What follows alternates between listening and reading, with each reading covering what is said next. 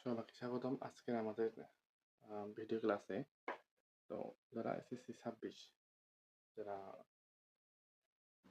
Physics পরীক্ষা দিবা তাদের জন্য গুরুত্বপূর্ণ একটা বিষয় নিয়ে আলোচনা করবো। এটা হলো যে আলোর প্রতিফলনে তোমরা জানো যে এই টপিকটা খুবই ইম্পর্টেন্ট। অবতল দর্পণে বিম্ব ঘটনা বিভিন্ন জায়গায় আমরা অবতল দর্পণের ক্ষেত্রে আমরা জানি যে এটা বলা হয় অবতল দর্পণ। আমরা জানি যে গলীয় দর্পণ দুই ধরনের হয়, বলা হয় অবতল দর্পণ। অবতল দর্পণে আমরা এটাকে বলা হয় মেরু এবং এটা বলা হয় প্রধান ফোকাস, আর এটা বলা হয় ব্লক ফোকাস। অবতল দর্পণের বিভিন্ন জায়গায় বস্তু রাখলে বিম্ব যে গঠনগুলো হয় এগুলো পরীক্ষার জন্য খুবই ইম্পর্টেন্ট তোমাদের জন্য। তো আমি সেই বিষয়টি নিয়ে আলোচনা করব। ধরো যে আমরা প্রথমে যে বস্তু রাখবো অসীম। বস্তু অসীমে থাকলে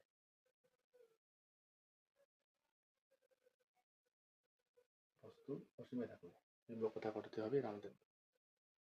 তো আমরা যদি বস্তু অসীমে রাখি তাহলে অসীম থেকে যখন আলো আসবে তখন আলো প্রধান অক্ষের সমান্তরালে এইভাবে আনত বার করবে।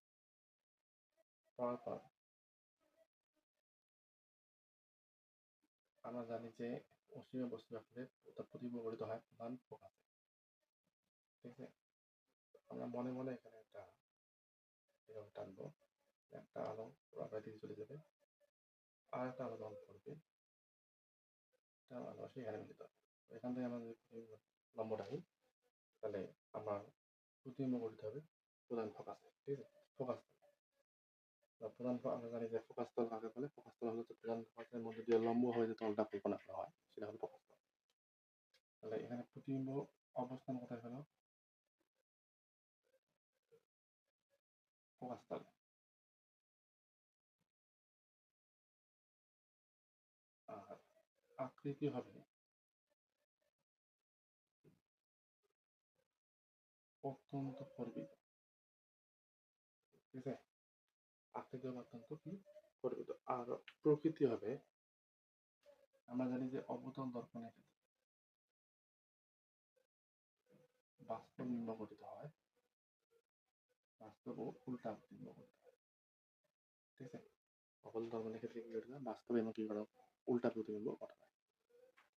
এটা হলো যদি বস্তু সীমে থাকে তাহলে প্রতিবিম্ব গঠিত হয় কোথায়? আচ্ছা, এরপরে আমরা দেখবো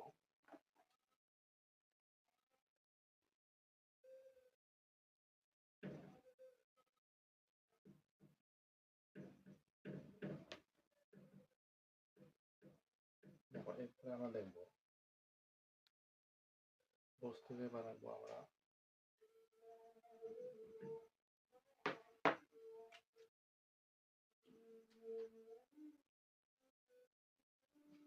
বস্তুকে এবার রাখবো আমরা হলো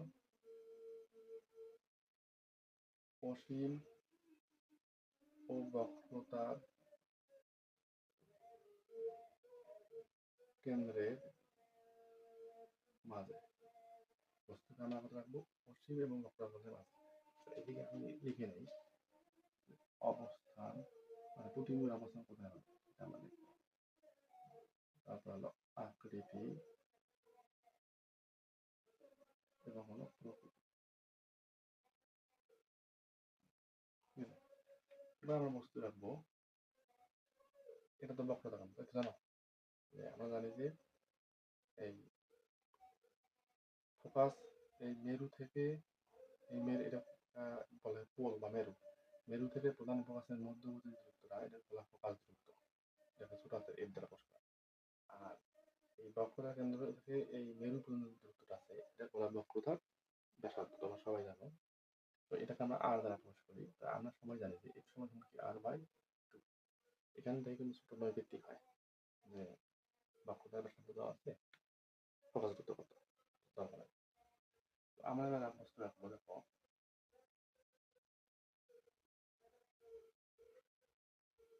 অসীম এবং বক্রতা কেন্দ্রের মাঝে বস্তু রাখলাম, তাহলে এখান থেকে আলো পড়বে। ঠিক আছে, তারপর আবার প্রতিফলিত হয়ে প্রধান ফোকাসে চলে যাবে। আর একটা আলো সোজাসুজি এদিক দিয়ে পড়বে, যে পথে পড়বে ওই পথেই ব্যাক হয়ে চলে যাবে। এই যে প্রতিফলিত রশ্মি এখানে মিলিত হয় না, এখান থেকে আমরা প্রদান করে লম্ব টান। তাহলে প্রতিবিম্ব অবস্থান কোথায় হলো? যদি বক্রবিম্ব এবং বক্ররেখার মাঝে থাকে তাহলে প্রতিবিম্ব অবস্থান হয় সি ও এফ এর মাঝে। দ্যাট মিনস বক্রতার কেন্দ্র এবং প্রধান ফোকাসের মাঝে প্রতিবিম্ব করে হয় এবং আকৃতি হয় পর্বিত, আকৃতি হয় বাস্তব ও উল্টো। ঠিক আছে, বললাম তখন কিন্তু অবাস্তব বিম্ব গঠিত হয়, ম্যাক্সিমাম টাইমে বাস্তব এবং কি হয় উল্টা। বাস্তব বিম্ব হলে সেটা কি উল্টা প্রতিবিম্ব গঠন হবে। ঠিক আছে,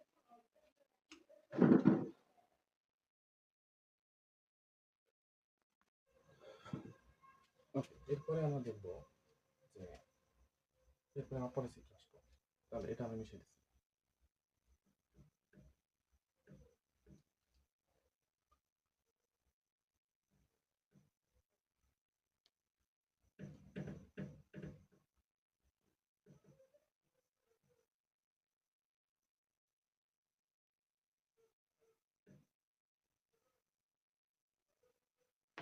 ওকে,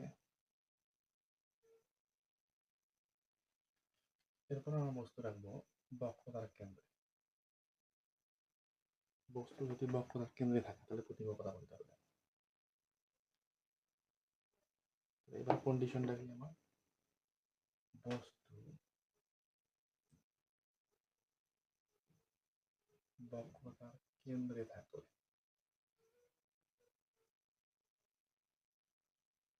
বস্তু বক্রতার বস্তু যদি বক্রতার কেন্দ্রে থাকে তাহলে এটা কিন্তু তোমাদের মাথা রাখতে হবে যে বস্তু বক্রতার কেন্দ্রে থাকলে প্রতিবিম্ব বক্রতার কেন্দ্রেই গঠিত হবে এবং প্রতিবিম্ব এখানে লক্ষ্যবস্তুর সমান হবে, অর্থাৎ আকৃতির লক্ষ্যবস্তু সমান হবে। তাহলে আমি এটা এভাবে নেই, তোমরা মানে ওইভাবে আঁকবা যে মানে এখানে প্রতিবিম্ব করা হবে। তাহলে আমরা একটা আলো ফেলবো, তো আমরা জানি যে একটা আলো অবশ্যই কি হবে প্রধান ফোকাস চলে যাবে। ঠিক আছে, আর একটা আলো দেখো এদিক দিয়ে পড়লো, এদিক দিয়ে বের হয়ে এদিকে চলে, তাহলে কোথায় ঘটে গেল? বক্রতা কেন্দ্রে ঘটে গেল। তাহলে বস্তু যদি বক্রতা কেন্দ্রে থাকে তাহলে প্রতিবিম্বের অবস্থান কোথায় হবে? সি এর মধ্যেই হবে, আকৃতি হবে লক্ষ্যবস্তুর সমান, লক্ষ্যবস্তু সমান। প্রকৃতি সেম ঘটনা, বাস্তব ও কি উল্টা প্রতিবিম্ব ঘটনা হবে। ঠিক আছে, লক্ষ্যবস্তু সমান এবং বাস্তব উল্টা প্রতিবিম্ব ঘটনা। তো এটা মানে যে লক্ষ্যবস্তু যদি বক্রতার কেন্দ্রে থাকে তাহলে প্রতিবিম্ব করতে হবে কোথায়? বক্রতার কেন্দ্রে, এবং বাস্তব এবং উল্টা প্রতিবিম্ব হবে। ঠিক আছে, আচ্ছা এরপরে দেখবো আমরা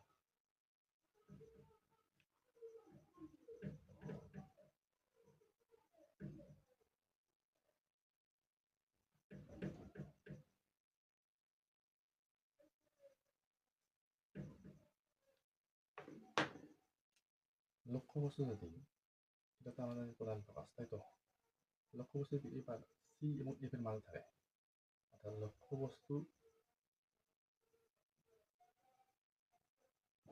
বক্রতার কেন্দ্র এবং প্রধান ফোকাসের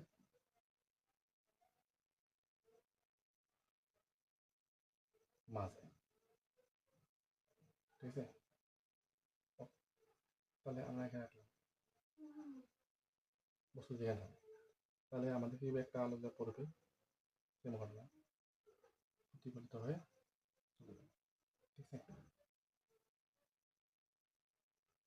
আচ্ছা এই দর্পণটা একটু বড় করে নিতে হবে।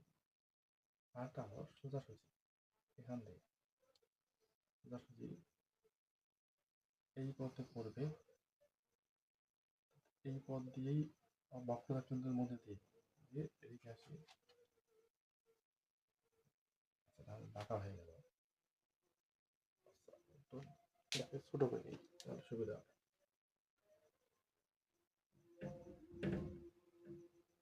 আবার রাখতেছি, দেখো একটু বড় হয়ে গেছে।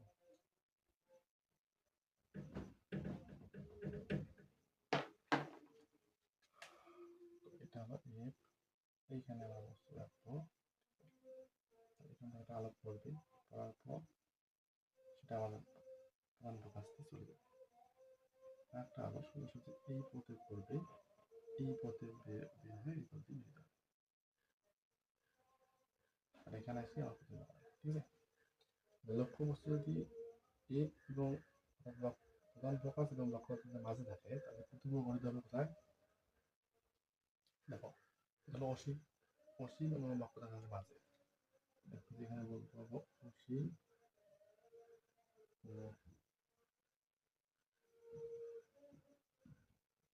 লক্ষ্যরেখার মাঝে। ঠিক আছে, আকৃতি আকৃতি হয় বিপরীত, বাস্তব উল্টা। আমরা জানি যে অবতল দর্শনে বাস্তব এবং উল্টা হইব